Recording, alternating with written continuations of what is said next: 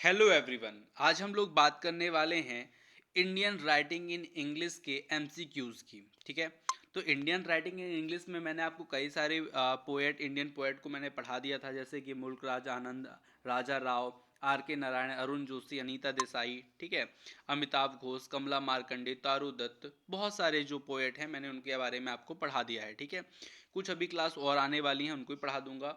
दो क्वेश्चन आप पहले तो देख लीजिए एमसीक्यू से पहले, ये आते ही आते हैं कि राजमोहन बाइफ्स जो है ये फर्स्ट नोवेल थी इंडियन राइटिंग में, और जो लिखी थी बंकिम चंद्र चटर्जी ने, उपाध्याय जिनको बोलते हैं, 1864 में लिखी थी। ठीक है, और इसीलिए इनको जो है फादर ऑफ इंडियन नोबेल भी कहा जाता है। फादर ऑफ इंडियन नोबेल किसको कहा जाता है? बंकिम चंद्र चटर्जी को। ठीक है, चलते हैं एमसीक्यूज में। तो जितने भी पोएट आपने अभी ऊपर देखे ना, सब पोएट के बारे में अलग अलग क्लास अवेलेबल है और यूट्यूब पे क्लास अपलोडेड है। आज के हम फर्स्ट एमसीक्यूज की बात करते हैं। Who wrote the autobiography of an unknown India. तो एन अननोन इंडिया जो है किसकी ऑटोबायोग्राफी है? तो ये ध्यान रखिएगा, नीरज सी चौधरी की है। और नीरज सी चौधरी जो हैं ये अपने सिलेबस में भी हैं एमपी टेट के। ठीक है, बात करते हैं नेक्स्ट क्वेश्चन की। Who is of a Jewish origin. Jewish origin मतलब ज्यूज, जो ज्यू नहीं बोलते, यहूदी, जो यहूदी ओरिजन कौन से ऐसे पोएट है जो यहूदी ओरिजन है? तो निसिम एजिकल जो है एक क्या है, ज्यूइश ओरिजन पोएट है। ठीक है, राइटर हैं। What is the origin of the race of Nissim Ezekiel. तो निसिम इजिकिल जो है ये कैसे हैं? तो ये इजरायली हैं। यहूदी जो होते हैं ना, यहूदी लोग, वो इजराइल में होते हैं। ठीक है, तो ये इजराइल के ही लिए ये कहा गया है। ठीक है, who was first great writer in English. पहले ऐसे ग्रेट राइटर इंग्लिश के कौन हैं जो इंडिया की हैं? तो ध्यान रखिएगा, तारू दत्त, नाम याद रख लीजिए, इनको ग्रेट राइटर इनको कहा जाता है इंडिया इंग्लिश का। ठीक है, विच पोएट अडॉप्टेड लॉक्सी हॉल मीटर। अब ये जो पोएम जो लिखी जाती है वो मीटर में लिखी जाती है, तो एक मीटर का नाम होता है लॉक्से हॉल मीटर। ठीक है, तो इस मीटर का प्रयोग किस पोएट ने किया था इंडियन राइटिंग में? तो ध्यान रखिएगा, रोमेश चंद्र दत्त। नाम याद रखिएगा, बहुत इंपॉर्टेंट क्वेश्चन है, नेट एग्जाम में पूछे गया क्वेश्चन है ये। उसमें भी सिलेबस में इंडियन राइटिंग इन इंग्लिश, तो वहां से ये क्वेश्चन आते हैं। Rabindranath Tagore got Nobel prize. Rabindranath Tagore को नोबेल प्राइज कब मिला था? तो 1913 में मिला था। ध्यान रखिएगा, इन्होंने 1910 में एक पोएम लिखी थी गीतांजलि, जिसका 1912 में क्या हुआ था, इंग्लिश में रूपांतरण हुआ था, और वो बहुत जो है यूरोपियन कंट्रीज में बहुत फेमस हुई थी, और 1930 में इसीलिए इनको 1930 में नोबेल प्राइज मिला था रविन्द्रनाथ टैगोर को। ठीक है, एक चीज़ मैं आपको बता दूं कि जितने भी पीडीएफ्स हैं, जो भी चीज़ मैं आपको ऑब्जेक्टिव पढ़ा रहा हूँ, चाहे कोई भी क्लास पढ़ा रहा हूँ, ये सब पीडीएफ्स जो है ना वो आपको रेवा इंस्टीट्यूट ऐप में अवेलेबल है। ठीक है, तो रेवा इंस्टीट्यूट का आप लोग ऐप डाउनलोड कर लीजिए, और ऐप डाउनलोड करके बढ़िया स्टडी करिए। वहाँ पे आपको क्या मिलेगा? तो लिटरेचर का आपको वीडियो क्लास मिलेगा। ठीक है, जो यूट्यूब में पढ़ा रहा हूँ वही चीज़ है। ठीक है, लेकिन वहाँ पे आपको एक लिटरेचर का एग्जाम ओरिएंटेड फैक्ट्स मिलता है, हर चीज़, हर मतलब चैप्टर का। ठीक है, साथ में आपको इंग्लिश ग्रामर के 1500 क्वेश्चन मिलेंगे, और इंग्लिश ग्रामर का डिटेल्ड पीडीएफ भी मिलेगा, मतलब क्लास का पीडीएफ। ठीक है, वो भी मिलेगा, साथ में पेडागोजी क्लास नेक्स्ट वीक से मिलेगी। चलिए, तो बात करते हैं who wrote the post office. तो पोस्ट ऑफिस किसने लिखा? तो भैया याद रखिएगा, बहुत बड़ी इनकी कहानी है, रविन्द्रनाथ टैगोर ने ही लिखी है। ठीक है, who won the first Nobel prize in literature of India. तो लिटरेचर में, लिटरेचर फ्रॉम इंडिया, तो इसको ध्यान रखिएगा, रविन्द्रनाथ टैगोर ही हैं जो लिटरेचर में सबसे पहले क्या है, अवार्ड जीते हैं। कौन सा? Nobel prize. ठीक है, ध्यान रखिएगा 1913 में। Which was the first novel of Mulk Raj Anand. Mulk Raj Anand की सबसे पहली पोएम कौन सी, पहली नोवेल कौन सी थी? तो ध्यान रखिएगा, अनटचेबल। ये मैंने आपको पढ़ाया भी था जब मुल्कराज आनंद के बारे में बताया था, तो ये मैंने आपको पढ़ा भी दिया था। The big heart is a work of. जो बिग हार्ट एक वर्क है, ये किस राइटर का है? ऐसा क्वेश्चन आया है। ठीक है, तो ये ध्यान रखिएगा, ये मुल्कराज आनंद का ही द बिग हार्ट है। ठीक है, Jhumpa Lahiri won the Pulitzer prize in the section of, देखिए जुम्पा लहरी जो हैं इनका जो है किसके लिए मतलब किस कैटेगरी में इनको पुलिट्जर प्राइज जो है मिला था, तो ध्यान रखिएगा 11 नंबर का आंसर होगा बी, फिक्शन पे। फिक्शन मतलब होता है कहानियां, ठीक है। आगे चलते हैं, an introduction is a work of, जो इंट्रोडक्शन है ये वर्क है कैसा, एन इंट्रोडक्शन किसका वर्क है, तो ये आपको ध्यान रखना है, ये जो वर्क है वो है कमला दास का, ठीक है। एन इंट्रोडक्शन जो वर्क है वो है कमला दास का। Who is the author of the exile, the exile एक वर्क है, उसके ऑथर का नाम क्या है, ऐसा क्वेश्चन है, तो ध्यान रखिएगा नवतेज शरण जो है वो आपके ऑथर का नाम है, ठीक है। अच्छा, रेवा इंस्टीट्यूट ऐप आप लोग को डाउनलोड करने का एक और फ़ायदा है कि रेवा इंस्टीट्यूट ऐप में आपको क्या चीज़ मिलेगी, मैं आपको बताता हूँ, फ्री स्टडी मटेरियल भी मिलेगा। वहाँ पे आपको मिलेगा ऑनलाइन टेस्ट मिल जाएगा, ठीक है, ध्यान रखिएगा। एक ये फ्री स्टडी मटेरियल में इंग्लिश ग्रामर की डिटेल्ड क्लास मिल जाएगी, जैसे इंग्लिश ग्रामर आपको पढ़ना है तो उसके लिए डिटेल्ड क्लास आपको मिल जाएगी। वहाँ पे आपको मैथमेटिक्स जो 5 नंबर की आती है टेट एग्जाम में वो आपको फ्री ऑफ कॉस्ट क्लास मिलेगी, ठीक है। तो ये फ्री ऑफ कॉस्ट क्लास, पर्यावरण की जो क्लास है ना वो भी आपको वहाँ पे फ्री ऑफ कॉस्ट मिलेगी, ठीक है। तो बहुत सारी चीज़ आपको फ्री ऑफ कॉस्ट भी मिलेंगी और कुछ कोर्सेज भी वहाँ पे अवेलेबल हैं, ठीक है, तो वो भी आप पढ़ सकते हैं।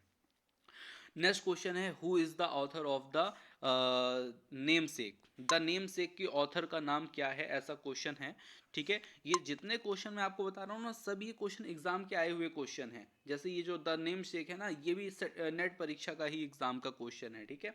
तो जब मैं बुक से इसको लिख रहा था यहाँ पे कॉपी कर रहा था तो मैं सब चीज़ देख के कि जो जो क्वेश्चन एग्जाम में आए ना उसको मैं यहाँ पे लिख रहा हूँ, ठीक है, दे रहा हूँ, जिससे आप लोग का मतलब एग्जाम पॉइंट ऑफ व्यू से अच्छा रहे, ठीक है। तो यहाँ पे ध्यान रखिएगा जुम्पा लहरी की ही ये पुस्तक का नाम है द नेम सेक, ठीक है। Who wrote the white tiger, ये बहुत इंपॉर्टेंट क्वेश्चन है। वाइट टाइगर जो है ये अपने मध्य प्रदेश के रीवा जिला है वहाँ पे पाया गया था। इसकी जो इसके बारे में जो लिखा गया है ना वो लिखा है अडिगा ने, अरविंद अडिगा ने इसको लिखा है वाइट टाइगर के बारे में। Who is the author of playing it my way, play it my way जो एक पुस्तक के लेखक हैं वो किसका कौन है, तो वो है सचिन तेंदुलकर। ध्यान रखिएगा प्ले इट माई वे जो है वो सचिन तेंदुलकर की पुस्तक का नाम है, ठीक है। Starry nights is the book of, starry night जो है वो बुक है, किसकी बुक है स्टैरी नाइट्स, ठीक है। तो यहाँ पे ध्यान रखिएगा वो है शोभा डे की स्टैरी नाइट्स, ठीक है, शोभा डे की जो पुस्तक का नाम है स्टैरी नाइट्स है। When was God of small thing published, God of small thing कब पब्लिश्ड हुई, तो ध्यान रखिए गॉड ऑफ स्मॉल थिंग जो पब्लिश्ड हुई थी वो आई थिंक हुई थी, आई थिंक नहीं श्योरली 1977 1977 में वो क्या हुई थी, पब्लिश्ड हुई थी, ये ध्यान रखिएगा। कौन, a god of small thing, the god of small thing. Who is the author of Raj, Raj के लेखक का नाम क्या है, ठीक है, राज एक वर्क है उसके लेखक का नाम है गीता मेहता। तो ध्यान रखिएगा राज के जो पुस्तक है उसके जो लेखक हैं वो हैं गीता मेहता।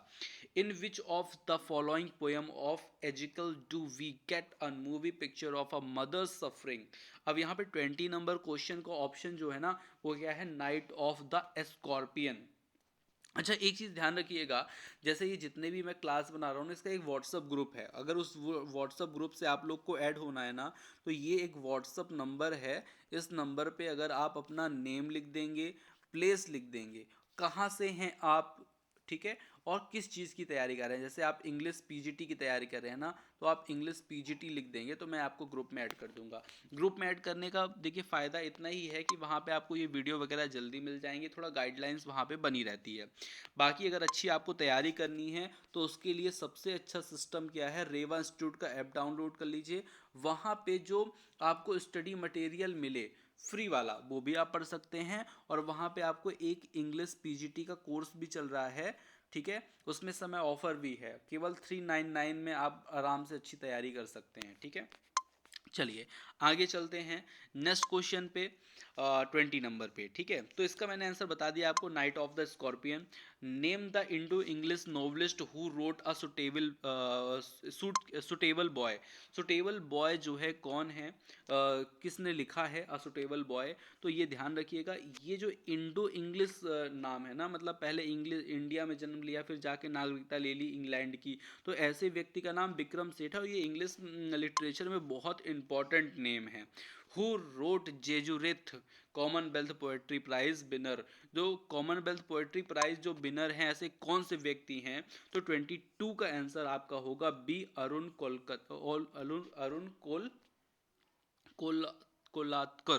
ठीक है, नाम थोड़ा कठिन है।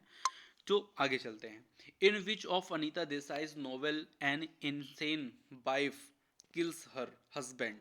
ठीक है, तो ये आपको ध्यान रखना है, ये एक ऐसी मतलब जिसमें वाइफ ने क्या किया, हस्बैंड का क्या कर दिया था, किल कर दिया था। अनीसा देसाई की ऐसी कौन सी पोयम है। अच्छा, कई बार ऐसा भी होता है कि कोई एक नॉवेल का नाम दे देगा, उसमें पूछ लेगा हीरो कौन था उस नॉवेल का, हीरोइन कौन थी उस नॉवेल की। तो ये भी चीज़ होती है। इसके लिए आप इंग्लिश जो अभी मैंने इंडियन राइटिंग एंड इंग्लिश की जो डिटेल्ड क्लास पढ़ाई है ना, पर कहना चाहिए कि पूरे, जैसे मान लीजिए मैंने अनीता देसाई के बारे में बताया, तो उनकी जो भी मैंने वहाँ पे नॉवेल डिस्कस की हैं, तो उसके में हीरो और इम्पॉर्टेंट फैक्ट्स भी मैंने वहाँ पे लिखाए हैं। तो सबकी इंडिविजुअल वीडियो अपलोडेड है, वो जाके आप देखिए, समझिए। कोई दिक्कत आए मुझे आप पूछिए। क्वेश्चन नंबर 23 का आपका ऑप्शन होगा cry the peacock. Cry the peacock में एक पत्नी अपने हस्बैंड को क्या करती है, किल कर देती है। One of the following work is written by Michael Madhusudan Dutt, identify which one. अब यहाँ पे मधुसूदन दत्त जो हैं वो किस लिए आइडेंटिफाई थे, काहे, तो ये आप ध्यान रखिए 24 का जो ऑप्शन होगा वो है द कैप्टिव लेडी। ठीक है, ये एक इनका वर्क था जिससे ये बड़े फेमस हुए थे। Name the poet of Kali the mother.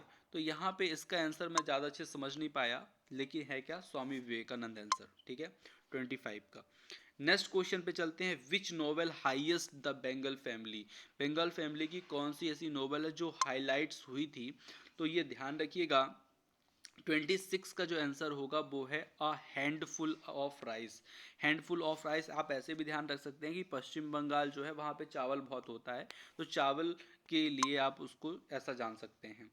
Who wrote island. Island के जो लेखक हैं वो है बिरजल। ठीक है, बर्जिल भी बोलते हैं, बिरजिल भी बोलते हैं।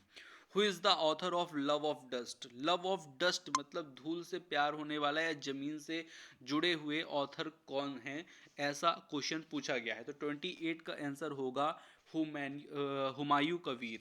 ठीक है, ये लव ऑफ डस्ट इनको कहा जाता है, ध्यान रखिएगा। Who wrote our casuarina tree, a splendid Keatsian poem. तो यहाँ पे ये जो स्प्लेंडिड किड्सियन पोयम जो है वो है तारू दत्त की। ध्यान रखिएगा, तारू दत्त की ये पोयम है 29, याद कर लीजिएगा। ठीक है, आपको मैंने बताया है रेवा इंस्टीट्यूट का ऐप डाउनलोड कीजिएगा। अगर उसकी आपको डाउनलोड करना हो तो उसका लिंक डिस्क्रिप्शन में मिल जाएगा, आप वहां से डाउनलोड कर लीजिएगा। ठीक है, नेक्स्ट और लास्ट क्वेश्चन आज का, which one of the following is a collection of Anita Desai short story. Short story Anita Desai का जो कलेक्शन है उसका नाम क्या है, ये क्वेश्चन है। तो ये ध्यान रखिएगा, voice in the city, voices in the city is the name of a collection of Indian Anita Desai short stories. ठीक है, तो आप लोग को उम्मीद है समझ में आया होगा, मज़ा आया होगा पढ़ने में। 30 क्वेश्चन टॉप मोस्ट हैं।